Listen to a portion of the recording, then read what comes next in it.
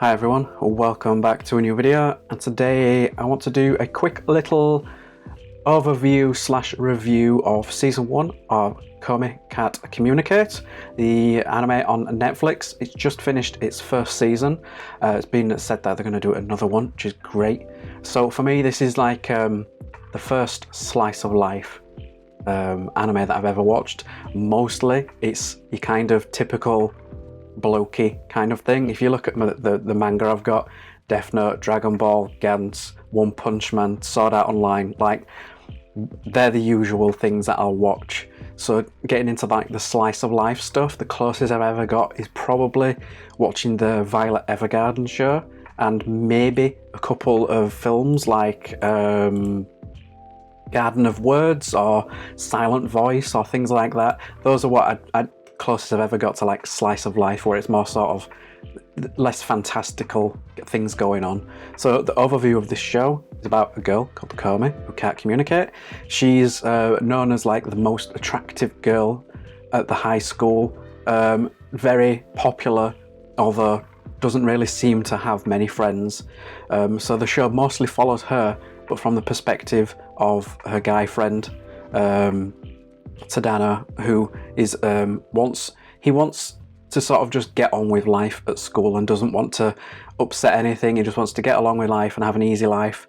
But when he joins this new class, he ends up sitting next to Komi, and everyone around him suddenly just sees him. This is like the first episode, just setting the scene. Everyone just sees him like, oh, Tadano just sat next to Komi. Who does he think he is? He doesn't know any wiser, like anything. He just glances over and sees Komi and sees how beautiful she is, and everyone around her sort of notices. And towards the end of the first episode, we find out through the small interactions between each one of them, all the class leave, she's still there. And then they just start communicating with each other, but on the whiteboard or blackboard with chalk, she starts writing, and he's like, why is she like this? And then it suddenly dawns on him like, oh, she can't. It's not that she can't talk, but she's got like crippling social anxiety and she just cannot talk. She just gets nervous, and we see that from the perspective of from us as the audience.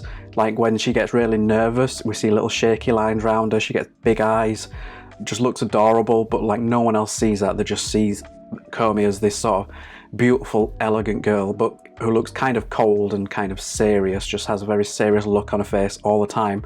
But it's because she can't emote and let herself be because of her anxiety. So he finds out by the end of the first episode that she can't communicate, and she has a goal that before the end of high school, and there must be somewhere towards the end, that she wants to make 100 friends. So Tadano's basically just goes, okay, I'll help you. And from then, it's a series of just fun events for the next however long it's going on for.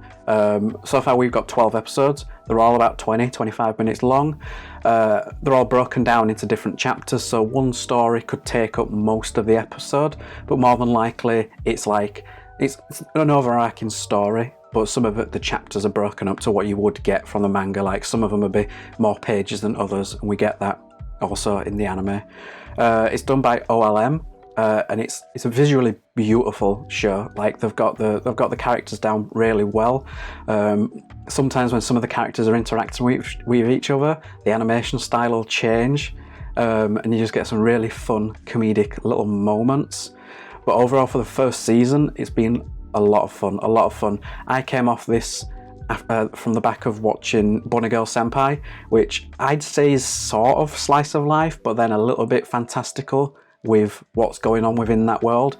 And after I finished that season, Netflix recommended Komi, and after watching the trailer I was like, alright, it's basically a show about another cute girl. I'm down. And there's just something really fun with like every couple of episodes a new character will come along and she'll start to add to her friends. Like the overall goal is to make 100 friends. I assume in the manga she will get there, or else that's kind of sad if she doesn't. But the cast of characters we get along the way, they're all completely different. There's some like that are just you sort of stand out anime characters. Like you get the lovesick girl who's obsessed with someone. You get the over-exuberant fun friend who's really loud and happy to help out, but like socially doesn't understand that sometimes she might be pushing things too far or going a bit over the top. But the more people that join this little group and want to help Komi, like we just see more and more added. And as the season goes along, the more people that interact with her and see her, and you just start to see her slowly come out of her shell. She still very little talks to anyone. We might get the odd word here and there, but it's so low and quiet, it's almost a whisper. She still communicates with people, either through Tadano, from him assessing what she's feeling and he tells people, or for the fact that she's still writing it down and showing people. And no one's kind of come back and been like, oh, weird or nothing. Everyone's kind of, you know, as soon as they understand the situation, they kind of get along with it and want to help Komi out in this thing. So I just wanted to do like a quick little video on it, because I think it's one of those shows that, because it is on Netflix, sometimes it might not be seen by people who've got like Crunchyroll or Funimation.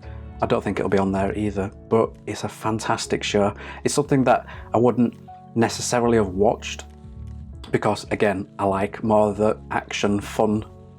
Not that this isn't fun, but I've come from the background of watching like Death Note and Dragon Ball, Gantz and One Punch Man, so coming into this kind of the side of anime has opened up a bit of world, and I'm asking for like recommendations in the comments. So if any of you guys watched other slice of life anime films or TV shows that this could go along with, let me know, because I'd love to check them out, because now I'm in this side of the world after like Violet Evergarden probably is my gateway into this, but it's been like a year or so since I've watched them films and that show. Like there's something just beautiful about the sort of the slice of life side of anime. Like everything doesn't have to be a big fight. I kind of like the day-to-day situation. So if anyone has any recommendations, let me know. But if I can recommend anything to you, give this a go. I like it so much, I'm probably going to start the manga and just start reading from where it started up until where it is now. I'm not sure how far these 12 episodes get within that manga. I'm trying not to, I don't want to spoil myself by reading ahead the synopsis, but if I get the manga, then, you know, if I get ahead of the show, that's okay. So just a quick little video just to say, if you've not watched this show, give it a watch. It's a fun, beautiful, casual little show to watch. It's not over the top, you don't have to think too much, just watch it, have fun, enjoy it, it's great. So if you've got any recommendations for me, let me know below, or let me know on Twitter.